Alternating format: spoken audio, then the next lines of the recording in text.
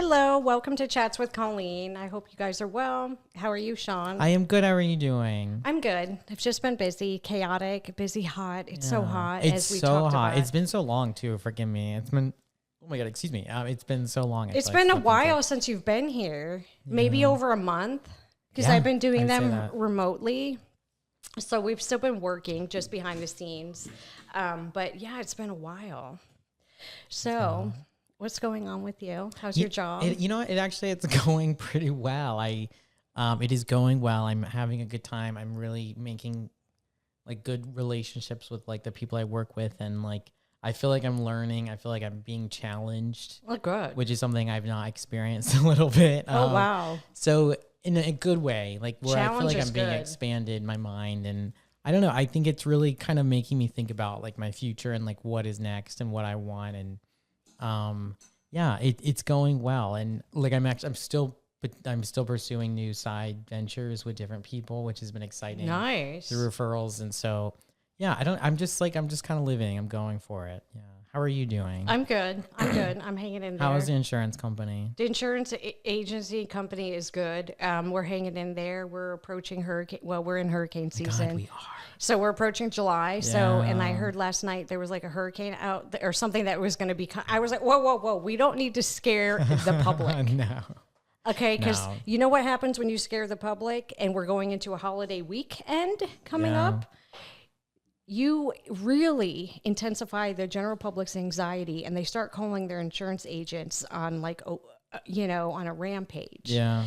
So we need to tone it down. Unless the hurricane is threatening our state coming here, please stop news. Just relax. We love the news, but the media sometimes doesn't give the best information. Not at all.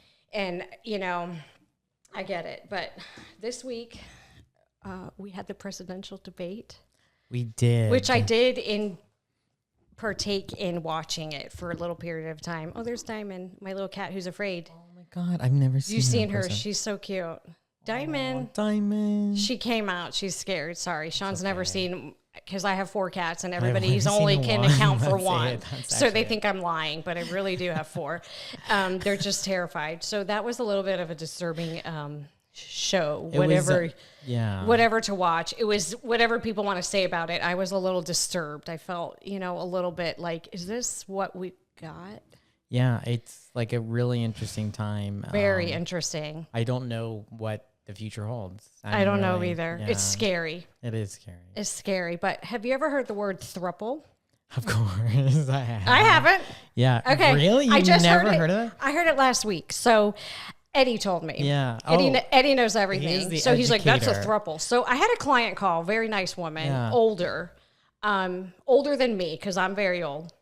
I'm in my mid 40s, but she was probably in her 60s or something. And so she was quite a bit older than me. And you're not old. She said she was married for 47, or she's been married for 47 years. They're not living together. They live in separate homes. Her and her husband, who was a doctor, he's retired, and they get along great. And then at one time she said, oh, we're not together, I'm divorced. And then she said he has a new girlfriend, and they all go out shopping together and they're friends. And I'm like, okay, so does that bother you? Like, do you get jealous? Oh, hell no, I don't get jealous. I don't want anything to do with him. And then she started laughing. So I was like, okay, this is an interesting thing. And Eddie's like, it's a throuple. I'm like, okay. It's like 3. Yeah. So it's a threesome, but I didn't get into that part. Yeah, well, but if you say it like that, it's like it. But the throuple is, I can see, like, I don't really want to deal with him, or maybe he doesn't want to deal with you all the time, and then he has somebody who's a buffer in between. Yeah, I mean, it is actually very big in the gay community. It's like, it is a thing, and I respect everyone's choices, and as long as there's consent, I think that's. But that was just a new word. I don't know if I could do that. Yeah, I don't think I could do that. I think I'm probably too jealous. I'm too jealous, yeah. And I think when I say that to people, it's like being honest. Like, I want just attention on me, and if you're giving attention to that person more, it's going to make me feel bad. Naturally, I'm a human, so I haven't got to that point in my life. Maybe when I'm 65, 60. You move out to the villages. I move out to the villages, and I put my colored loofahs. Another client was having a conversation with me about that. He just started talking about colored loofahs in the villages, and I'm like, what? Why? How? How did we get stuck on this conversation with the upside down pineapples? But it's just... It's life. It's life. And so everybody has the same thoughts. But I'm like that they're keeping it fun and fresh, you know, for me while I'm at work, because it is stressful. So if I'm, and then when I'm sitting there laughing, cracking up, and nobody in the office knows, screaming, can see what I'm laughing at, because I'm like, can't you hear? Why are you laughing? And I'm like, oh, because I'm on headphones and they can't, like, I'm on my headset. They can't hear what I'm hearing. What so is enriching your soul? Which literally is not as funny for them, because when I tell it, I'm like, just can't even hardly contain myself. No, it's okay. you know, happiness is important wherever you can find it. I think you just gotta just enjoy it. Yeah. And then I have another story. It's sad. So, oh no, a client bought a house recently to renovate and resell, and he likes to buy the really ugly homes. Like, he's like, I like the ones that smell like cat piss, that are disgusting. Love that. Well, he was really disturbed. He was like, when he was talking to me, I could tell he was really emotional, really worked up. It had, he bought a house and it was vacated at the time, and he did send me pictures, which I can show you. There was 22 dogs in the home, 9 of which were dead. Oh my goodness. He was upset about that. And he said, and then they heard that's so sad. Like cats meowing and crying in the back, and they opened and they, you know, they couldn't find where that noise was coming from. They thought it was like under the house or in the backyard. It was in a trash can. Oh, he's like, God, Colleen, they threw the cats in the trash. I was like, were they kittens? Kittens. That is so terrible. It was horrific. And I was like, they could have just let them go. And he's like, they had a better chance if they let them go. I found cats in my backyard. That's why I have 4. 'Cause 2 of them were found. They just showed up. They just showed up. But why would you do that? Like, what would make you think like it was okay to do that? He was like, I can't believe that. If I find these people, and he, you know, of course, you know, somebody took the cats in and they're going to get homes and stuff. Yeah. But I'm like, oh my God. That's a terrible story. That was terrible. Yeah. So when he showed me that and he showed me pictures, the house was utterly disgusting. And I was like, was people living there? He's like, it was vacant when I got it. Oh. Mm-hmm. It's funny talking about cats. I took my cats to the vet this morning. Oh, how was that? And it like started off like normal, like the drive-in. Lucky, my boy cat, he's always screaming at the top of his lungs. And unfortunately, he had an accident in his carrier. Oh, poor thing. He was so scared. He was so scared, and he went all over. Number 1 or 2? 1. Thankfully, okay. But it was everywhere, and he's because he was flying around and flailing, in that thing, and he's literally was like flailing around because he kept slipping in it, and it got all over him. He was like almost like whipping his paws around, and it was coming out into my car. It was so crazy. Luckily, it was like towards the end of the trip, and so we got to the vet within like maybe 4 minutes of this happening. And then they were so nice. They took me in the back and we were able to let him out. He smelled so bad. Pee all over him. Pee like in puddles in the carrier. He really went. It was extreme. I felt so bad for him. We cleaned him up and it was good. But it was an extreme. I've never experienced that. He must have had to go before. I think he did. And then he just got too anxious if it was like that much. Because I think if they just get anxious, it would be like a little puddle. He's only 3 years old. Like they're young. And it was just everywhere. It was so nasty. Well, how's he doing now? I think he's okay now. I felt bad when I was leaving. I'm like, you just got to relax. Like, you got to take some. You need to go lay down. You need a Valium. Like, speaking of cats, when we have to next week drive to Ohio with Chris to take him to his new apartment to complete his senior year of college, he has a cat named Bean, who's a blue Russian, who's a little psychotic. A gray cat, correct? A gray. It's like a blue gray, and he's a blue Russian. I was like, how do you know he's a blue Russian? He's like, because the paperwork says it, Mom. I'm like, well, we're gonna drive him. So for how many hours? I think it's 12. So we're doing it within 2 days. So we're going to take a portable litter box. He has a soft carrier. He's like, well, I think he's with me. He'll be fine. I'm like, that's what you think. You're putting this cat in a carrier in a car. So he needs to take him to the vet and get some type of medication to calm him down so he can relax. It's for the best for the cat. They told me that I should do that moving forward. Yeah, because he was so traumatic. Yeah. He has some PSTD. So I'm going to tell... Mr. Kersey needs to call the vet next week and get some medication, probably Monday, Tuesday, or Wednesday, because I'm assuming they're closed Thursday and Friday for the holiday. Yeah. So, that was a little bit much with the cats. I know. It's always an ordeal when I have to take my cats to the vet. Because there's 4 of them. So we always say that we hear the ching ching, the cash register when you pull up. Because they're like they got to take 2 people out to the car to get them. It was $350 today for the 2 cats. Yeah, it's like $800 when I take mine. If I take all 4 of them together. So I'm like, you're not going unless you're on death's door. I don't mean to be mean, but they're indoor cats. So So then I also heard the little blue pill is the cause of all the problems we have. Little blue pill. Is that for like a Matrix reference? No. She was kind of creating it to say that men is the reason we have all the problems. The little blue pill, the Viagra. Oh my gosh. Yes. I was like, wow. Who said that to you? A lady who's a former anesthesiologist that can't practice in that field because it's just too stressful. The insurance for the medical malpractice, she's responsible for everything. And she's like, the little blue pill is the problem.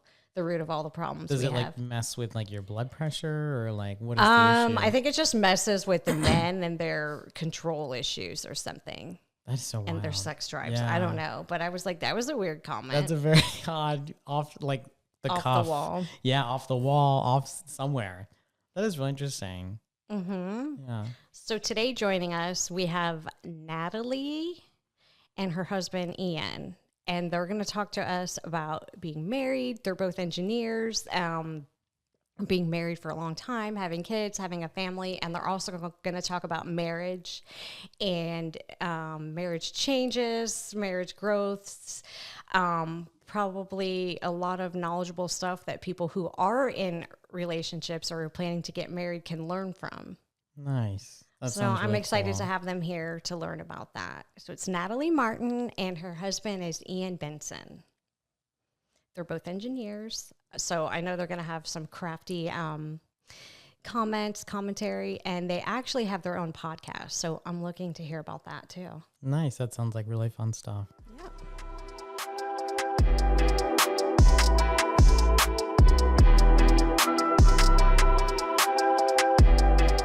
Thank you, Nathalie and Ian Martin, for joining me this Saturday afternoon. I really appreciate you joining me to talk about marriage and your lives in this day and age. So, just to get started, this is like a generic question, but how did the two of you meet? Oh, well, real quick. So this is Ian Benson and I'm Nathalie Martin. And and when it comes to marriage, like I always say, I'm a new millennial woman, and so I did not change my last name. Oh, good for you. Good for you. I hated my last name, so I changed it, but that's awesome. Good for you. That's what works. Do what works for you. I didn't even argue when she said she wanted to keep it. I didn't even care. Go ahead and keep your name. Yeah, he said as long as the children had his name, he was good. Yeah, that's what you did say. But yeah, what was your question again, Colleen? I'm so sorry. No, it's okay. How did the two of you meet? Oh, how did we meet, Ian? I don't know. You like to tell the story, but you tell it. It's more fun of a story for me than it is for him. So we met as children. Our moms knew each other. Our families somehow inadvertently knew each other. And we met once as kids. And then in high school, like I didn't see him again ever. That was like, we were probably about 7 or 8. And then I didn't see him again. And until high school, I changed high schools. And he was at the new high school. And I said, oh, we've met when we were kids. And he goes, no, we didn't. I don't know you. And I was like, yes, you do know me. Ask your mom. And this is my mom's name. And then he came back. He was like, yes, I know you. So we met in high school. Oh, So I guess as kids and then high school. Yes. Then we didn't date until college. Yeah. Oh my gosh. Wow. And how long have you been married? Is it 20? Wait, 20 years. No, it's 21 this year. It's so 20 years, and then it'll be 21 in August. In August. Oh wow. Yeah. That's a long time. Yeah, it is. And so you've known each other. Yeah. Damn, it's a long time. I know. Very long. 20 years is like a lot of stuff happened in 20 years. So it's a long time. And so, but you've known each other since you were like kids. So you've basically known each other your whole life. For the most part, yes. For the most put part. Up with each other for a long time, yes. I think that's like really amazing because it doesn't happen like that anymore, as you know. So, and you're both engineers? Yes. He does power stuff and I do telephone stuff. Oh, wow. That's really interesting. So I know aspects, like the one thing I know about engineers is, well, what I've heard, because I'm not dating one, not married one, I don't work with one, but you're very analytical, right? So you're very like detailed. Would you say?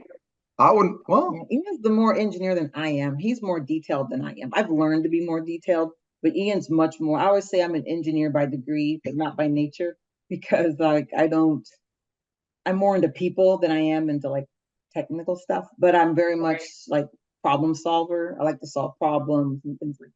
But Ian, I always say, is more technical. He like when the kids ask about science, I'm like, ask your dad. I don't know any of that stuff. I don't remember any of it. You know, he's into that stuff. He has a shirt that, what does your shirt say? Your E equals MC squared. He has a nerd shirt. Oh, and then yeah, there's like a common, misconception that engineers are nerds, but I don't think so. I think they're smart, and most of us are just probably not that smart, or not that don't have that much patience to like sit still and do that, and detail things. I know I have ADD, so I can't. My mind's like got to be 50 places at the same time. Yes, I really like that too. It's all good. Sometimes I don't really know how I function. Like I got this going, that going, and I'm like, oh my god, still breathing. Somehow it all works together, right? You're right. You're right about that. And then, how many children do the two of you have? 2 boys.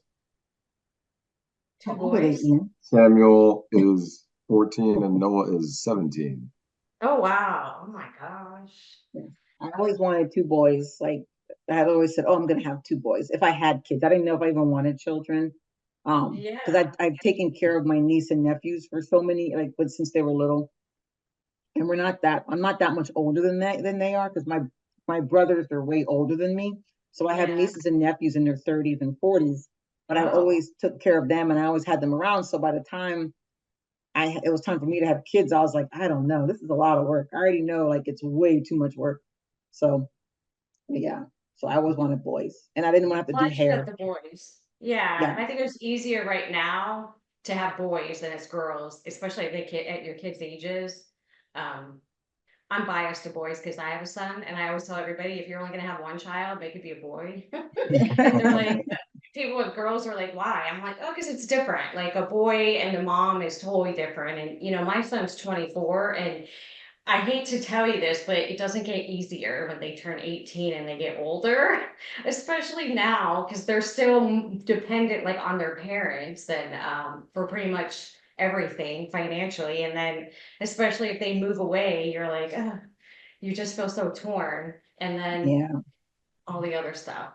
Yeah. My 17-year-old, I had to not go off on him today, but I had to try to get him thinking about some things in life because I can't take care of you forever. I've been telling my kids since they were little, and I tell them that what I told them, which I'll say, is mainly because I wanted them to feel like they needed to do something with their life.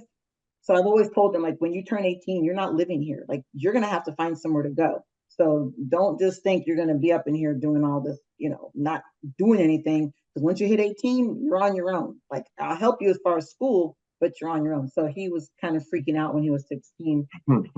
What's he gonna do with his life? Because he didn't, but I'm like, at this point, I'm like, no, I'm not gonna put you out in the street by What are any you means. gonna? But Yeah, he's yeah, got. but I had to tell them that over the years, so then they would know that like they gotta, do what they have to do for themselves, to not know that I'm gonna be there as a crutch all the time to save them or to, pay for everything. Because Of course, exactly. It's difficult. It's difficult. That's the problem I have. Because my husband's always like, just cut him off. And I'm like, what? I don't want him to starve. That's what I No. said. It's like, cut him off. I mean, no, yes and no. You want to teach them to be responsible and self-sufficient, but it's also hard. So it's like a balance. That's where the power struggle comes in. So, how would you say having children has impacted your marriage? Good and bad. having children was probably like the worst part of our marriage was when we had our first son. Yeah, that was our Mm. first real bout with therapy and almost breaking up. Was after our firstborn because, well, mainly, not mainly, one of the reasons is Ian, and that's part of what we'll talk about today. But um, Ian's very self-centered, and so he was very focused on Ian doing what Ian wants to do. And now we have this kid, and I'm already, knowing that I got to be a mom and I got to take care of this child. That I'm like more responsible and doing all these things, and so um, that's where it was very hard for our marriage. And that was like the first time we went to therapy under duress. Like my mom got us therapy before marriage, which was fine. We were not under duress, but we went after it was 8 months, I think it was about 6 to 8 months after our first son was born, we had to go to marriage counseling and like, and talk about things. So the same stuff we went, and the same stuff that I was complaining about, all of a sudden, this is why I tell people, like, you need to go to therapy. No one understands until you really go. But I would tell him the same thing over and over because he didn't want to wash the baby's bottles. Like, he had issue with washing bottles. Two big ass bottles, man. He still hate them to this day. complained about washing it was like a million bottles, Colleen. It was horrible. Bottles everywhere. Every single day. So he didn't want to wash the bottles. So I finally, talked to the therapist and was like, hey, he doesn't want to wash bottles. He doesn't want to do this. And the same things that I would say to him, all of a sudden, because he heard it from the therapist, I forgot what she told him exactly. But because he heard it from the therapist, he was like, oh, she basically said to him, oh, I remember now, she said, you go to work, you make sure you do a good job at your job, right? And he goes, oh, yes, I do. He's very proud of that. And then she's like, you need to do the same work at home because you're in a marriage, and it's the same. You have to put work into everything. It doesn't matter what it is.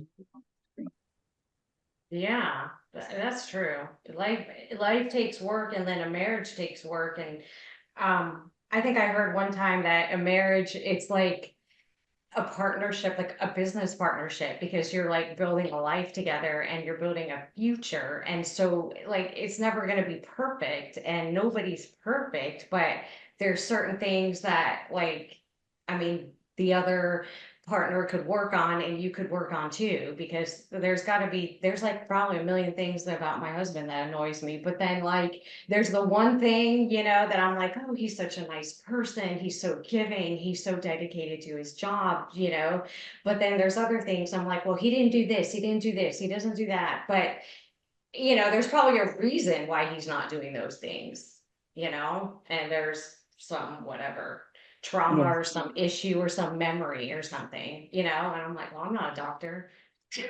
That's why you got to go to the therapist. Like, yeah, that's why I tell everybody therapy is invaluable.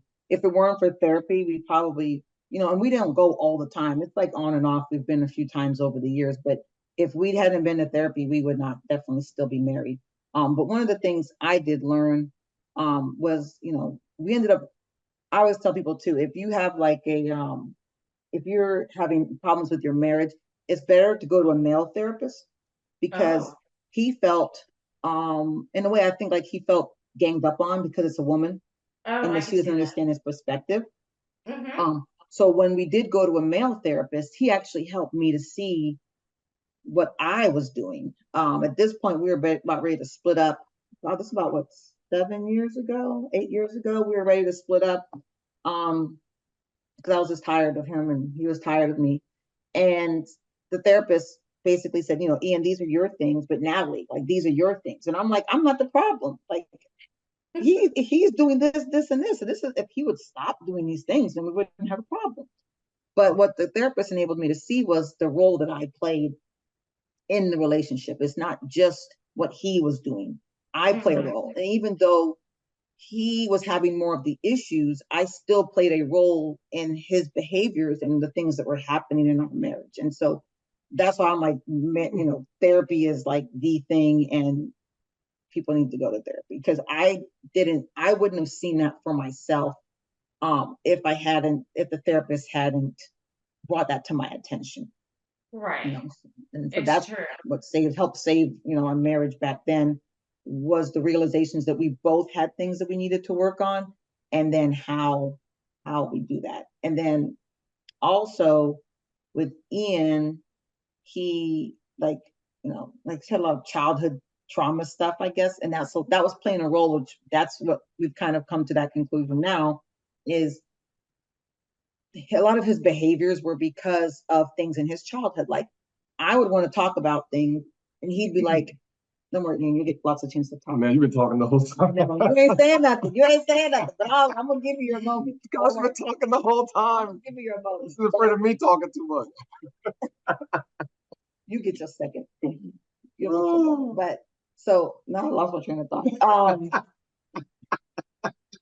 No, but so I had to, there were things that I had to do in marriage in order for us to be able to move forward. And because of me learning about myself and also going to therapy by myself. I've always gone to therapy. Because at one point I felt like I was going to crack. Like, this is probably about 7 or 8 years ago. I was taking care of my mom. I take care of the kids. I pretty much did everything in our household. Like, Ian went to work. Ian's always been a great provider, as far as going to work, always having a stable job. But everything else in our life, I used to take care of it. And I have a mom with Alzheimer's and a dad who's elderly. And then my kids are ADD. And my oldest one is like his ADD was like off the charts as a child. Like, he would get kicked out of camp.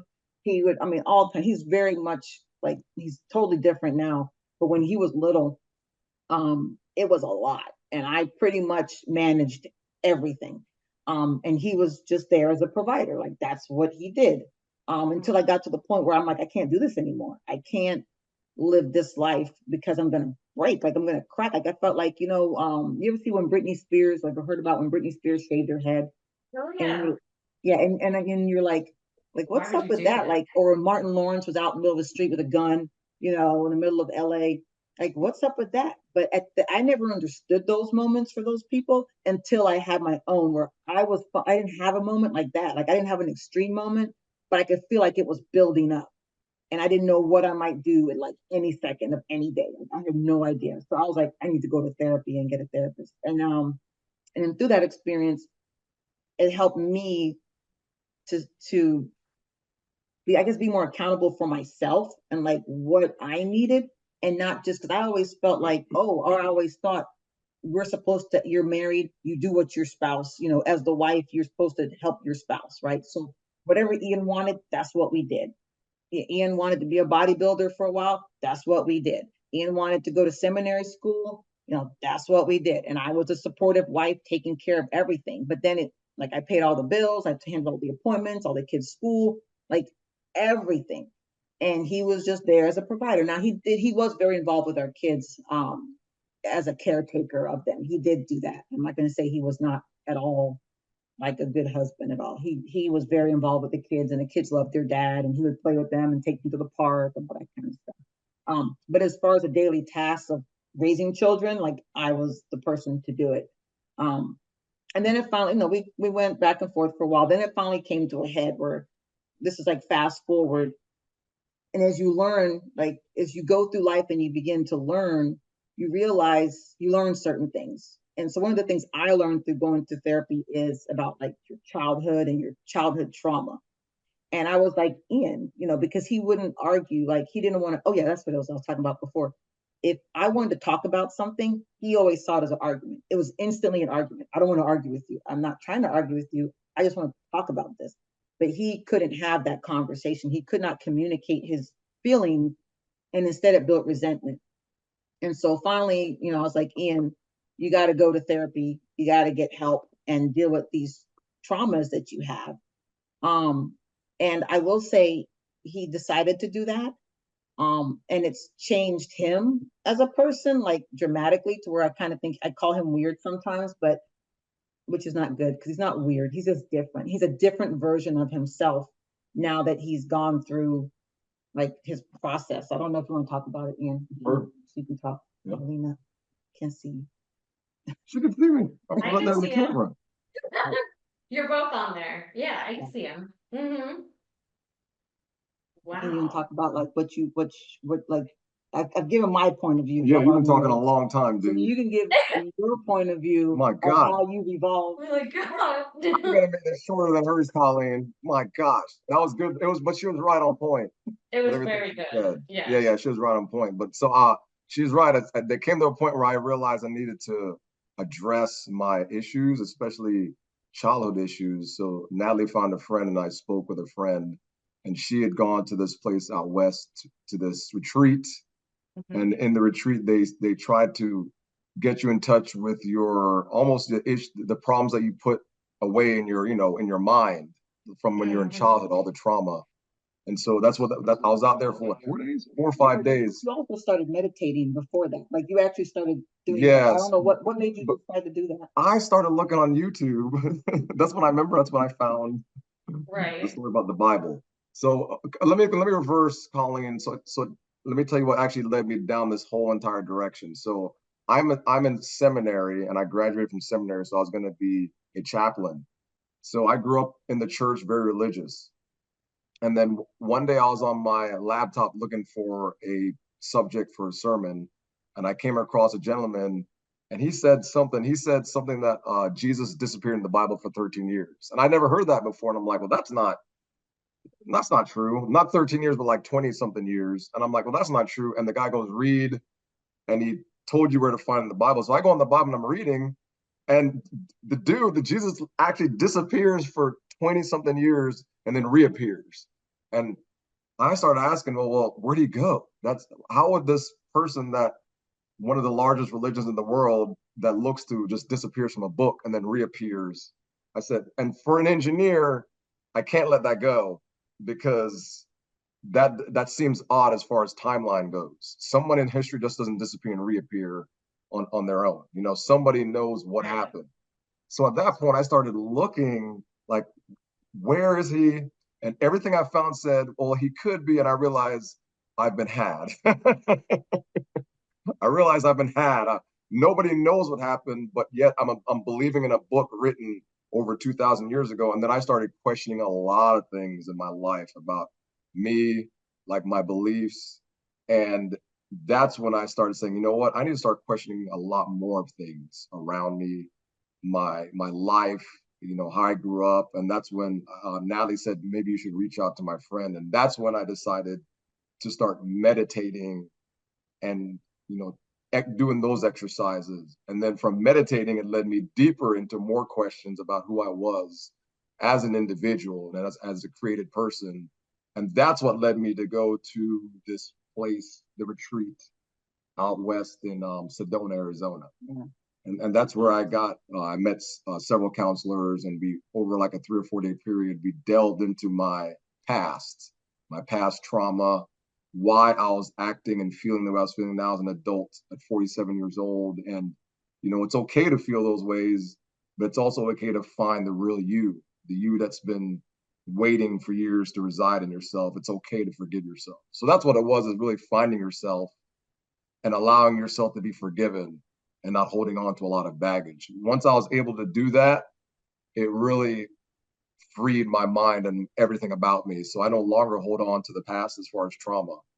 And I've forgiven my father and any other individuals who hurt me. I just kind of forgave them and started this new me. I don't know how to describe it, but it's very weird. It's like very freeing when you allow your mind to be totally free and open, you know, because it's the trauma that holds us back. It's the childhood trauma that holds a lot of us back until you can learn to let go, or at least forgive and love yourself. If you can't love yourself first, then you can't begin any type of healing. That's what I discovered, is I didn't love myself for so long, and I was taking it out on Nathalie and the kids. And once I was able to find myself, sounds weird, but once you're able to find yourself again, then the healing process really takes place. And then you can begin to genuinely enjoy your life and your experiences that you're having. So that's where I am right now, as I'm living this life as the new me. It's still the same me, but it's a different version of how I used to be. Wow. That's really something. I'm like speechless. Because I feel like it's really brave for you to come on here and say this, because a lot of people just aren't vulnerable enough, or they're not like open enough, you know, to like talk about things like that. And when you went to the retreat, or before you went and you started meditating, you know, was it hard to meditate? Because I know, like, I can meditate, but I know, like, my mind, it's hard to quiet it. So they're like, start with like a smaller period of time, you know, even if you just start with like a minute or something to work your way up. So was it hard for you to start doing that, like, initially? Yeah, Nathalie was the one that was actually meditating before me for a while. And and when the funny thing is, when I first started, I had the mind racing, but I just stuck to it. I would just stick to it, and slowly over time, I'd do it. It started off like 5 minutes, then 10 minutes, and it got to the point where I could go a full hour just meditating. I had to kind of get out of it myself because I realized I could do it for hours. That's how deep I started meditating. And Nathalie goes, "How do you do that?" I said, "I don't know." That make no sense. Nathalie I was doing it. He's like all into it, like way deeper. after a short amount of time. I'm like, what the Colleen, I'm telling you, I'd go to, I swear, I don't want you to think I'm crazy. I'm not. I would meditate so deep, I can see my own aura, the light of my being who I was. I could see it when I was meditating. That's how deep I'd go into meditation. And I heard nothing when I was meditating. I could, because what I did was I'd cover my eyes and I'd close my ears off. And I was so deep into meditation, I feel like my body was floating. That's how much this was a very serious thing for me. And I took it very serious. And I realized the only way to do it is to really go in as far as you could go. And once I experienced that and what it did for me, I just wanted to go more into it. And I realized a lot of people and our society in general don't take enough time for ourselves. And because we don't take enough time to heal ourselves and to heal our minds, we expose ourselves to everything else around us, our families. And a lot of that is negative energy, negative experiences. And instead of trying to heal or go to a counselor to get healing, we just take it in every day. And we wake up every morning in the same exact situation we're in the day before, because we're controlling our own lives with our minds and who we are. It's who we think we are. If we think we're failures, we're going to wake up every day and be a failure. But if you think you're great and you're powerful, you're going to wake up every day and your perspective will slowly start changing. But you have to start by loving yourself first. You can't love anybody around you first until you love yourself fully and completely first. And then once you can accept it and feel it, then your life will start changing. Yeah, that's true. So, when you went to therapy with your wife, the marriage, were you both on board, or did she have to or did you have to nudge her and say, we're going to do this or I'm leaving? Was I on board?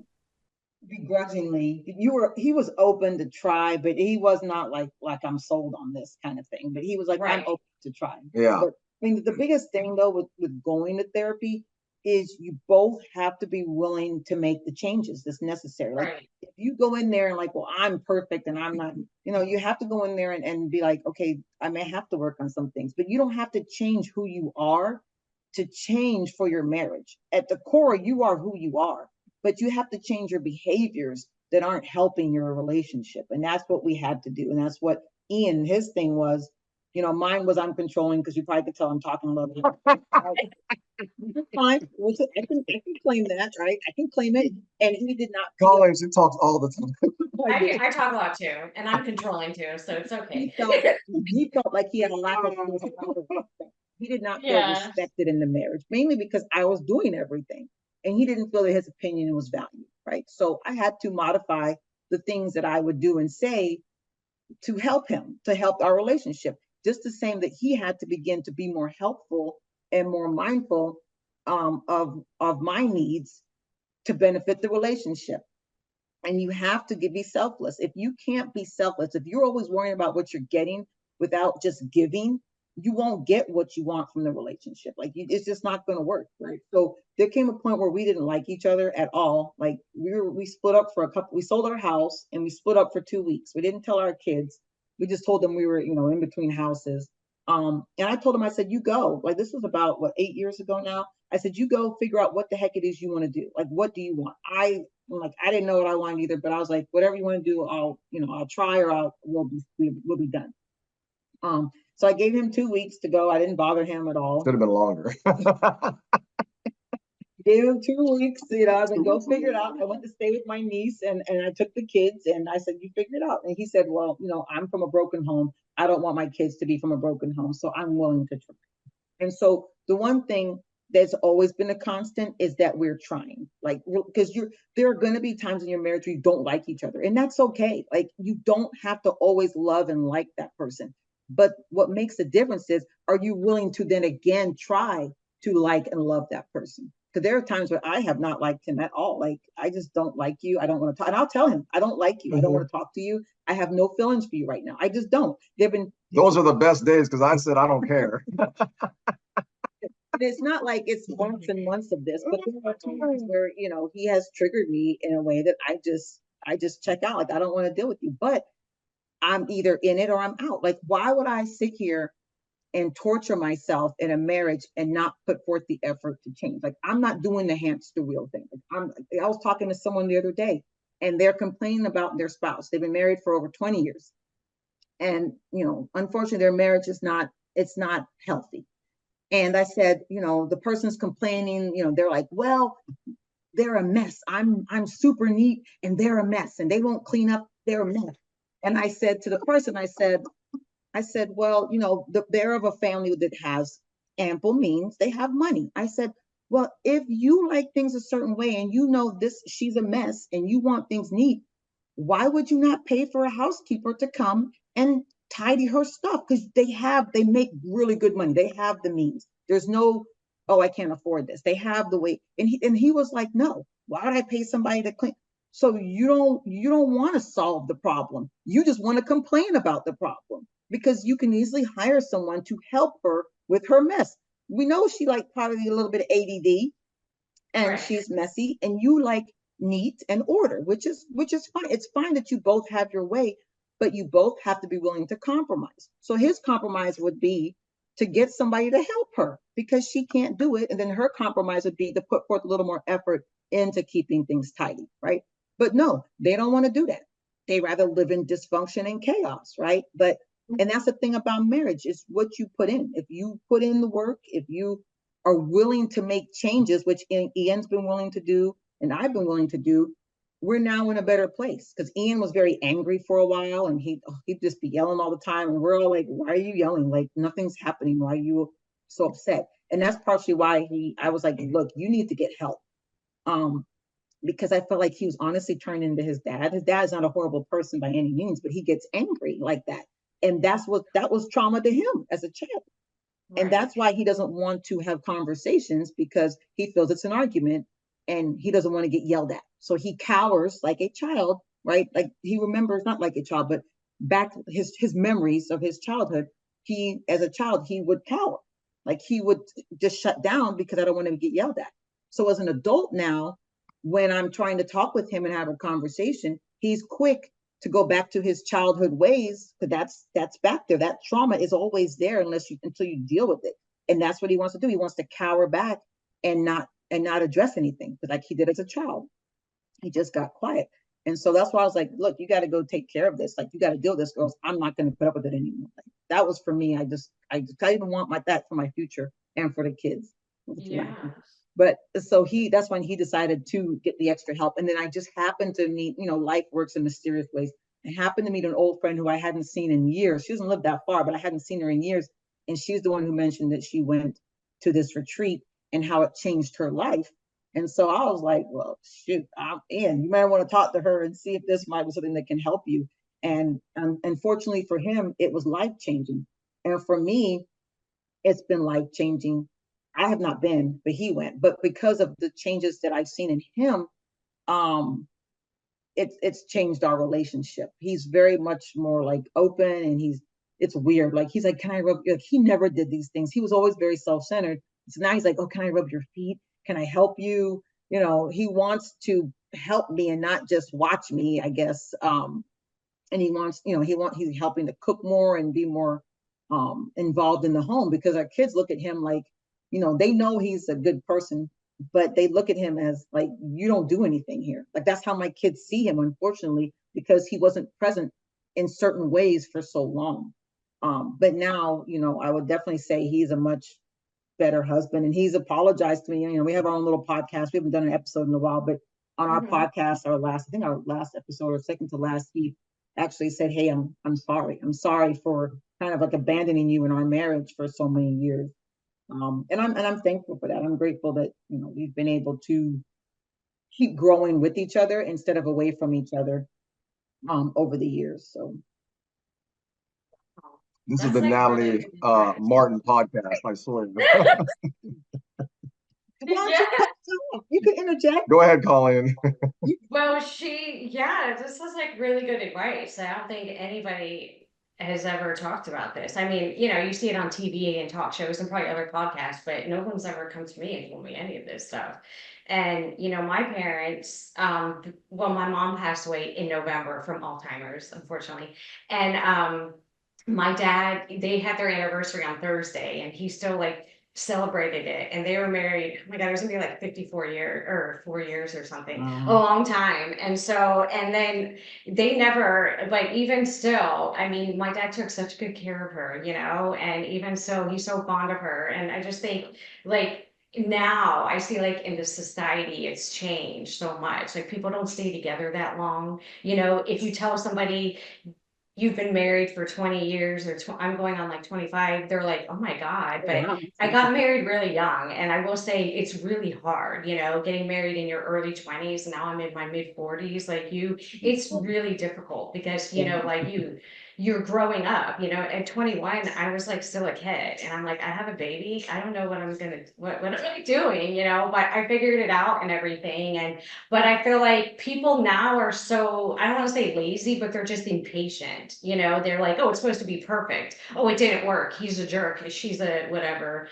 not nice person. And I'm like, well, the people are going to be nasty at times. We're humans. We get mad. We have emotions. And like, it's okay to be emotional. But I think some people, as soon as they don't like something, or they maybe have a temptation or something in another way, and they're just like, oh, well, that person, it's over, they don't want to do this, and they're not willing to take any extra steps. But like you said, both people have to be on board and willing to make some changes, and sometimes, a lot of times, people don't want to do that. No, yeah, we get stuck in who we are. Like, I mean, I can admit mine. Like, when we first got together, and you learn directly and indirectly, right? So you learn from your environment. My mom and dad, they've been married, God, over 60 years, I think, at this point. My dad's 93 now, my mom's 88. Oh my Um, gosh. and I learned, unfortunately, from my mom to yell. Like, that's what I learned from their marriage. She would get mad and she'd like cuss him out. Like, we always joke about my mom. She's a wonderful woman. She really is. But she has like, we always call it like a split personality. She didn't really, but we used to say that. Like, in the house, she's like, keep her real self, because she's going to yell at you or whatever. Then when she goes out, she's like super nice and everybody loves her. But in the house, she'd get mad at my dad, and then she would like yell and curse at him.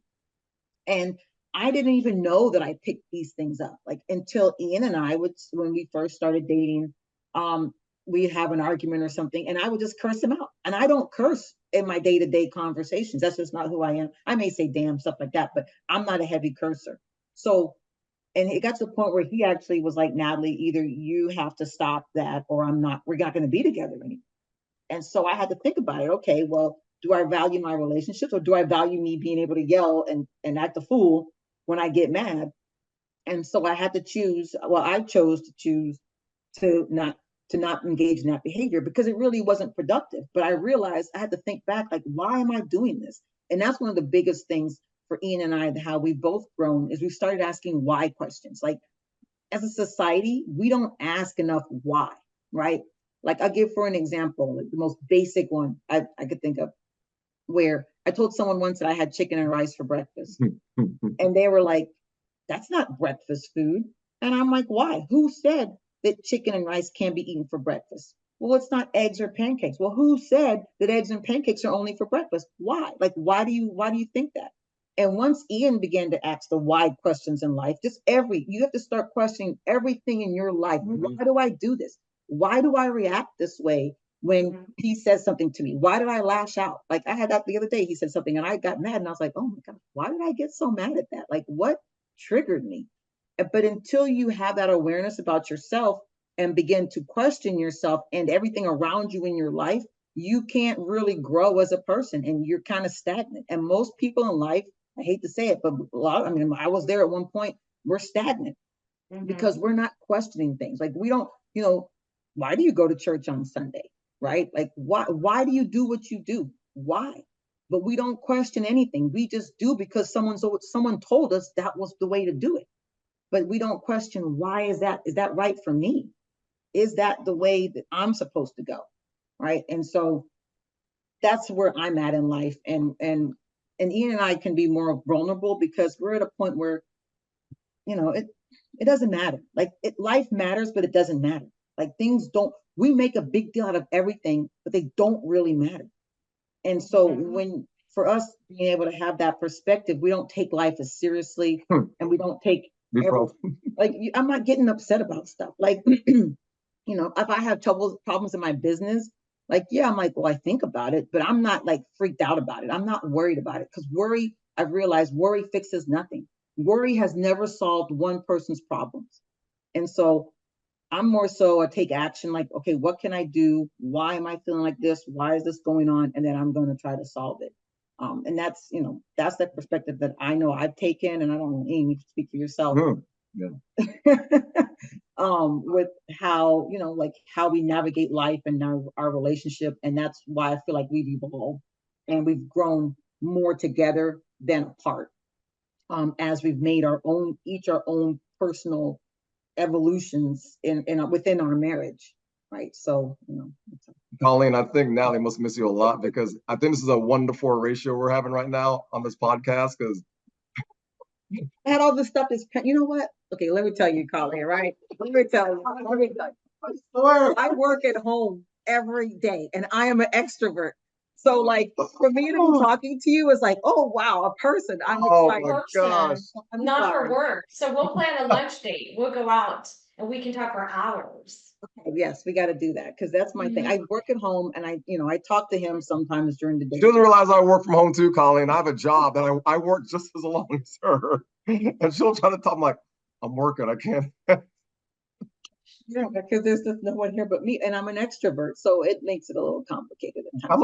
So when I reach out, when I talk to somebody else who's new, because he's like, oh, like I see him every day. He's not excited every day. Yeah, you're like a new person I'm talking to, and I'm talking about something. But Colleen, I don't talk to you that long, and you're new to me too. I'm not an extrovert. I'm an introvert extrovert. Well, you guys are like co-workers because you work at home together. So you're basically pretty much. He's the mean co-worker who doesn't like to talk. I'm talking all day. I want to talk. I'm the water cooler person. He's the one who goes to the water cooler, gets his water or coffee, and he's out. Like he doesn't want to make small talk. I'm the small talk at the water cooler. Oh, exactly. I like to talk too. And sometimes people are like, you and Nathalie get along. I can make a conversation with anybody, but if they don't want to talk back, like, what's wrong with you? Like, why aren't they talking? They're not. But then I now have to remember that they're an introvert. They're just not. Yeah. They don't like to talk. How would they get their energy? See, we get our energy from talking to other people and interacting. Yeah, and you also learn. That's how my mom and I were. My dad would get so mad. You guys talk too much, but that's how we learn. We ask questions, and then people, if they're willing to open up and tell us, I'm going to keep talking. Hello, because I'm going to learn something new. And that's I agree. Yes, I'm like that too. I'm 1,000% in agreement with that. Yeah, me too. So, what advice do you give to other couples? We know about the counseling, but what would be like the biggest piece of advice you would give to any married couple? Can I answer this? Oh, yeah, go ahead. I'm gonna attempt to answer this one, Colleen. I think the best thing couples can do is really have fun together. Take time, and when I say have fun, even if you have kids, get a babysitter, but you have to do things alone together and have fun. Like really like each other and have fun. Don't take things very seriously. Go out and have fun together, because once you start having fun together, that's when the relationship really begins to change and morph into something really special. Because that's what I think a lot of couples are looking for, is that closeness, and they search in different directions sometimes, but the closest they're looking for is in themselves. But I think the ability to have fun, not like Nathalie said, not really taking anything serious, going out there together, dinner, whatever it is, and just even driving in the car, taking a trip and just having fun. Nathalie and I have the best conversations in the car when she's not sleeping. Always. But the truth is, when we're in the car, we'll have some of the best conversations. Even though I say crazy stuff, the fact that she puts up with my craziness, because I am kind of out there sometimes, that's what I think keeps us together, is that we both like having fun and we both like having the laugh. Laughter and having fun is very important to our relationship. But I also think it's important to most couples. If you can have fun together and find out what attracted you in the first place, I think that's a good place for you to be and to go. So for us, that's what it is. Just having fun and being free to think how you want without feeling judged. Yeah, exactly. I think that's good advice. I think that's what a lot of people are missing. Like, if you can't have fun with somebody, like, what's the point? There's no point because life is so like it just comes and goes so fast and it's so busy, you know, but everything's so like pressure. You got to get this done by this time. This costs that much money, this. And then when you get home at the end of the day, it's like, oh, I'm going to get up tomorrow and do it again, like you said. But then if you're not able to have fun, go out and laugh, you know, it could be anything like watching YouTube videos and clips, like and just laughing and, you know, it's fun. But a lot of people are missing it. They're all caught up. I think a lot of people are caught up in what like social media and what like you said, what you're supposed to do. Oh, you're supposed to do this. Like you're supposed to eat, you know, eggs for breakfast. What if you want to eat eggs for dinner and eat your dinner food at night? Like you said, you can do whatever you want. Like nobody should judge you. That's what I tell my husband all the time. I'm just doing the best that I can. Stop judging me. And he laughs. If I'm like in the room, he's like, God, I'm taking a shower. You're still in those sweaty clothes. I'm like, yeah, I'm gonna take a shower. Like I'm an adult. I can do what I want. Don't judge me. He just laughs. And he just laughs, but it's true. Like you don't want somebody to judge you. Like we all do weird things. I'm weird too. And so don't be worried about that. I'm crazy. My nickname is crazy. Everybody's like, you're crazy. I'd rather be crazy than be boring, you know? Because you never know what's going to come out of my mouth. So that keeps it fun. Too many of us live with what other people are going to say or think, and you're not free like that. You're not, you know, there's parameters to acceptance and all of that. But you should be able to still be yourself, you know. And I mean, I listen to like a lot of Brene Brown and stuff like that, where you know about being vulnerable. Like it's about being who you are, being authentic. And I always kind of take what Oprah's like my person, but she said one of the things that stuck with me that what she said was always about being yourself. Because she was herself, and even as herself, she was able to be successful. When people told her, "You as yourself won't make it," like people don't want that. But she was like that. But this is who I am, and that's what she went out and did into the world. And I mean, look at what happened for her. You know. So, I did want to add one thing about spending time and having fun. So when you do have kids, what we would do sometimes, like we would lock the kids out the room, like literally. Uh, or if you know you put them to bed early or something like that. But we would lock the kids out and we'd like it's quiet time. So you can do whatever you want, but you just don't knock on the door unless limbs are coming off. Like that was our time that we would, you know, or there's blood. We'd say if there's blood or there's blood, right? Yeah. Stay away Then from the stove. don't bother us. But we would spend time, you know, just in our room together, you know, either watching TV or, you know, sometimes we do like those question things. Sometimes we ask one person the question, like a little book, you know, things like that, you know, or watching reels or videos and things like that. So yeah, just you don't have to always go out. You can, you know, either put the kids to bed early or just lock the door if they're of a certain age and tell them don't bother you, to make that time in that space without spending a lot of money or having to get a babysitter, to connect with each other. That's the one thing I've always made a point in our marriage is to make sure that we spend time together. No matter, you know, he was like, oh, what's the big deal? But later on, he was like, yeah, I realize it's good that we take that time, because it does help with the connection and you know, maintaining the relationship. It's true. That's very true. Even if you just do like a chore or something around the house, like we had to change the smoke detector batteries, and it was like a scavenger hunt. Like, which one is it? Because we have a high speed. Oh, the beep. In a big house, and he's like, "It's this one," and I'm like, "No, it's not," because it went off, and he's like, "Oh my god." So I mean, that was like funny. I'm like, "Oh my god, don't fall off the ladder," but yeah, you're doing something more together. time. Yeah. Yeah, exactly. That would be another video for me. So we need to do more time, more communication, dealing with your own issues because you can't deal with anybody else's issues until you deal with your own. And like Ian said, you have to love yourself. I think that's what a lot of people are missing.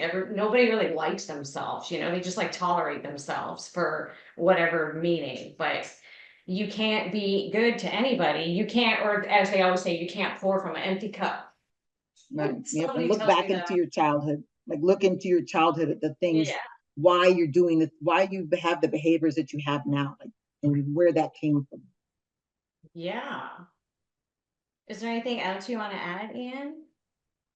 Next time you can interview me by myself so I can talk more. I will interview you by yourself. I'm just playing. I'm just playing, Colleen. I'm just playing. We can interview you by yourself, and I'll go out to lunch with Nathalie for the whole day. I'll take it. The only thing is, I'd say is just in when I say you have to learn to free your mind. I don't think enough of our minds are free. I think because we're working and we're doing all these things, we're caught up. We're not free, Colleen. The majority of our society is not free. We think we're free, but until we learn to open ourselves up and be vulnerable, like what you stated, being vulnerable and accepting who we are instead of being who we're not, that's when we'll start making some changes in society in general. You're seeing people on these TikTok videos and doing things, and most of those people aren't being real. Right. That's just, most of those folks are just putting on a show because they know the world's watching, but who are you really when the world's not watching? That's right. That's who you need to look to, and that's who I think, that's what I've done, is become real and be true to myself. And I'd urge anybody listening, take the steps to deal with, if you're finding those issues, like Nathalie said, go to the counseling, a retreat, anything that you can do to find yourself. Stop for a little bit. And to stop it all for a little bit is going to do great benefits. Shut the mind off. Take some time to yourself. Like, you deserve it. It's okay. So are you a chaplain?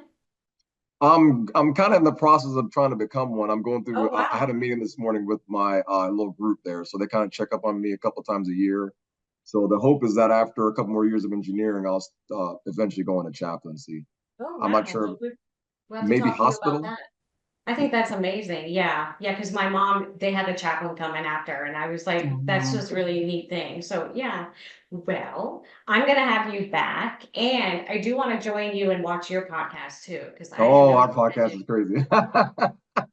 I love crazy, so we know. New space is almost ready. So I think we've been on hiatus for I don't know. It's been almost a year, Colleen. We stopped our podcast around August of last year. That's when I was going through my problems, so we couldn't do a podcast with me being. So now you have to come out and talk about it and release the problems. I started recording my personal one-on-ones and released it out. I released 2 podcasts already about my session after we got back. I got back. So now they'll send you the link, and then you can start listening to what I kind of put out there. But it's, I want to play it in the background. Maybe my husband by himself. No Nathalie. Yeah. Oh, he gets the whole floor. No mouth on there. Yeah. But Nathalie and I are gonna start recording. Hopefully, like in the next couple of weeks here, once the shed is ready, we're gonna start recording our podcast again. So it's been almost a year, and folks have been asking. So. I'm doing renovations in my house. I'm moving my podcast to another room. So that's like lighter, not red walls. So I'm going to put my office in here, but I'm just I asked my son, will you help me move furniture? I'll bang up the walls and everything. So he's supposed to help me. It's a slow process. I know. Yeah.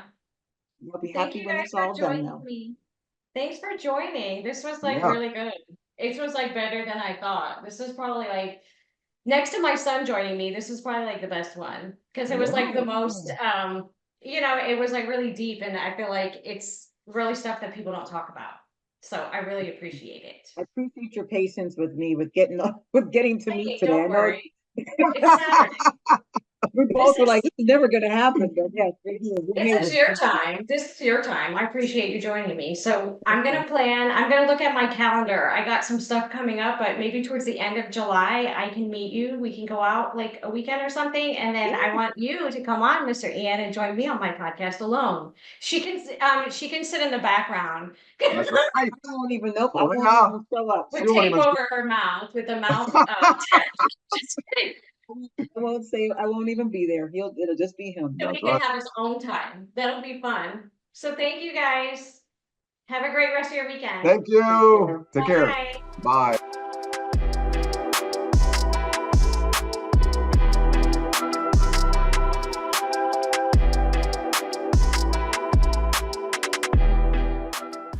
Thanks so much for listening and joining us. If you haven't already, please share, subscribe, and like our episodes and our podcast. Also, leave a review. It will be so helpful to us, and we would so appreciate it. Also, if you want to join us at any time, we're open to any guests joining us in person and on Zoom. We post and record episodes bi-weekly. So that's twice a month. Also, they're posted on our socials, which is Facebook, Secured Insurance Group, Instagram, Colleen Insurance Lady. This podcast was hosted by myself, Miss Colleen Pacheco, and recorded and produced and edited by Sean Spazzato. Our podcast cover art was designed and created by Norma Pacheco, and our intro and outro music is created by Lounge Bar by Geronic. Goodbye.